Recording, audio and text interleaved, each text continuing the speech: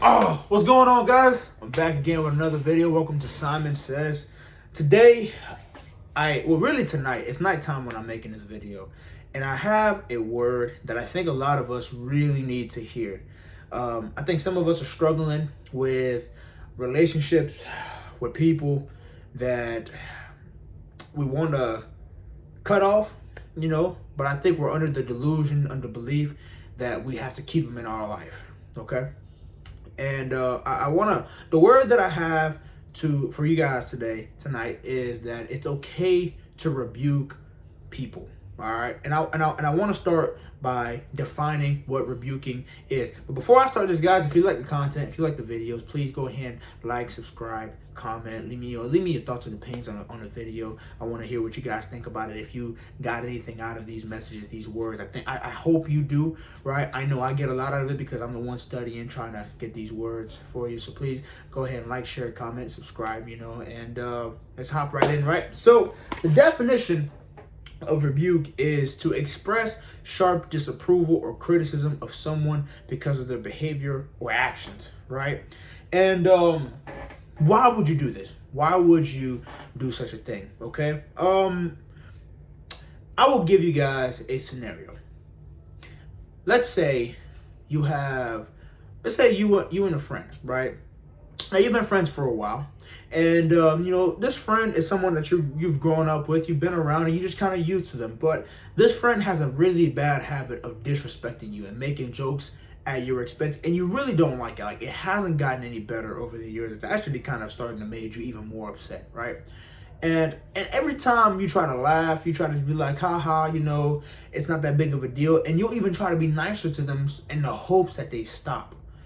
And what tends to actually happen is when we show love to people who are disrespecting us, who are harming us in some type of way, right? Whether it's emotionally, it can also be physically, but that's more so abuse. I think there's a different set of actions for that. When we show love to people who are disrespecting us, and it becomes a cycle, what really happens is we are rewarding their bad behavior. Right? We are essentially telling them that the way to get more love out of us is to keep being disrespectful, is to keep being mean, keep being cruel to us, right? And so what we then have to do is to rebuke them. Let me see if I can find that verse for you, man. There's a verse I was reading a while back.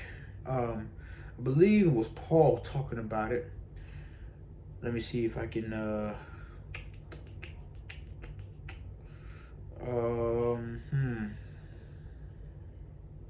I think it was in 1 Timothy chapter 5 verse 20 says, rebuke publicly all those who commit sins so that the rest may be afraid. I don't think that was it that I was reading. I'm drawing a blank, but essentially it was talking about how, within the church, right? If someone who is part of the church body begins to act out, do things that is in contradiction of who God is and what God wants for the church. The first thing that they would do is to bring him before the elders, to pray for him, to let him know that, hey, what you're doing is wrong. You need to fix it, right? They bring him before the elders of the church, and if he keeps going, then what they would do is then rebuke him and kind of isolate him from the rest of the church, right? And not in like a cruel way, but in a way that kind of drives the point home that, hey, your actions are not good. And I said earlier that this is this belief, a delusional belief that we just have to show love to people no matter what, that we should just be loving, kind, nurturing, and that somehow, some way, things will just magically get better. I can probably tell you, and you can probably think of situations where you've tried that and it has not gotten better, right? And I'm not gonna lie to you, the first time when you show that disapproval, when you show that rejection to someone, it will feel strange. It will feel as if you're being hostile. It will feel as if you're being someone who is not loving, not caring. But the reality is you're doing these things because you want them to act in a way that is good. You want them to act in a way that is pleasing, caring, loving. The way they're acting right now is not good. If they're being mean, if they're saying things about you, if they're making jokes at your expense, if they're not allowing you to be comfortable around them, if they always have to bring you down so that they can feel happy about yourself, these are not good traits. And the way to essentially make that situation, if you can't change them to at least make it to where it's safer for you, is to, one, just show your disapproval and say, hey, listen, I don't like this. This is not what I signed up for. This is not what I'm going to be a part of. So either I'm going to remove myself or I'm going to remove you. And once we do that, like I said, the first time we're going to do it, it's going to feel strange. It's going to feel weird. But what also could happen is that that individual sees that, hey, you know what? I've taken things too far. I'm sorry. And, you know, they come back to make it up to you, and hopefully you will accept them. And, you know, I say hopefully you'll accept them. I have a little something for you towards the end. But, you know, when we talk about rebuke, and, you know, it's not to hurt people. It's not for vengeance.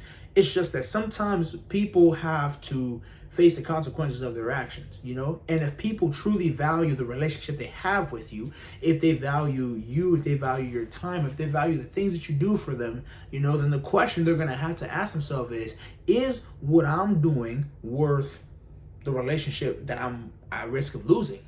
And if what I'm doing is not worth it, then I need to stop. I need to quit making these jokes. I need to stop saying these things, stop doing these things, acting this way, and move on to the relationship that I really want to be in. And this is something that we should do in relationships. Now, relationships are a little bit more different. Obviously, don't just break up with your partner, obviously, but you can set clear boundaries. And if they act out of line, then there has to be some sort of repercussions. You know, again, don't make these repercussions something so strict and so, cruel that the person is just afraid of you. Rather, make it to where it's, hey, listen, you need to understand that what it is that you're doing is not good. I don't appreciate it. And until you change, I'm not going to show you any sort of love. I'm not going to do X, Y, and Z for you. You know, the things that I was doing before, I'm going to stop doing all that until you get your act together. And here's the thing. If and when they come around to apologize, that's when you need to show them love.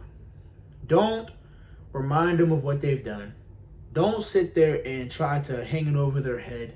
Don't try to make them feel as if they're lucky to be in your presence, right? Open your arms and let them in, right?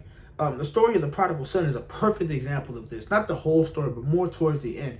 You know, and you guys all know the story, so I'll just recap it for you. But you had the youngest son. He was ready to go out on his own, so he told his dad, "Hey, Dad, just give me my portion of the inheritance, and I'm gonna go do what I want to do."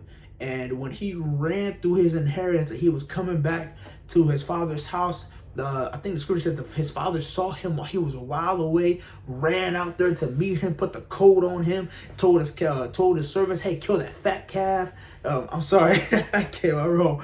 Kill the fattest calf. I totally came out wrong. I'm sorry. I'm not calling anybody a fat calf. I meant to say kill the fattest cow. Let's say kill the fattest cow. There we go. Wow.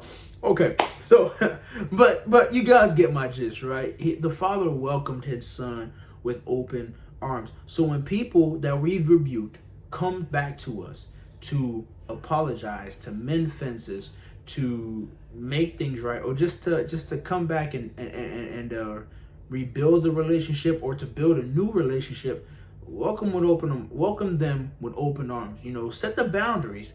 You know, make sure they understand the clear boundaries. Make sure that they understand what things you tolerate and what things you don't tolerate. But once they understand that, welcome them in. You know, be the best host that you can be. Welcome them into your life. Or if you don't. But don't harbor any ill will against them, right? Because it's not worth it. It's not worth it. You'll be just walking around with a whole bunch of anger for someone that you don't need to be angry with, you know? So yeah, that's my word for today. I hope you guys understood what I was trying to say. I hope it made sense. Hope it blessed somebody. As always, don't forget to like, share, comment, and subscribe. I appreciate you guys tuning in to Simon Says. I know I've been a little bit inconsistent with my posts, sometimes taking a little too long between videos. But, you know, as life goes on, as I venture into certain things here and there. You know, I get a little distracted. I get a little busy doing things, but back on the schedule, back on my routine, and so I will be posting more videos, guys. So like I said, I appreciate you watching. I appreciate y'all watching these videos, and I hope you guys have a great rest of your week. Deuces, I'm out.